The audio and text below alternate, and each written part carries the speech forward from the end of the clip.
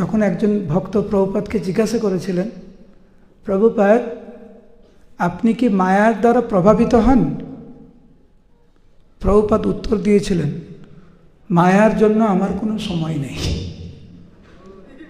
মায়ার জন্য আমার কোনো সময় নেই।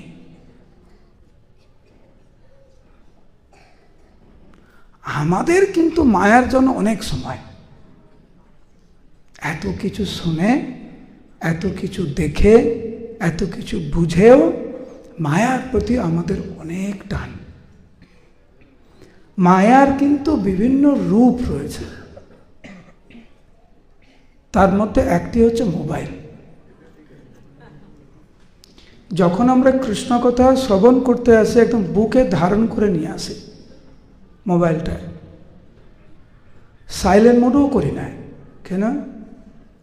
কেউ যদি ফোন করে ধরতে হবে না। কালকে আমি বলছিলাম যে অন্যান্য যুগে অনেক অসুররা এসেছেন, পুতনা, তৃণবর্ত, কংস, হিরণ্যকশিপু, হিরণ্যাক্ষ ইত্যাদি। আর কলিযুগে অন্যতম অসুরের নাম হচ্ছে এই ফোনাসুর।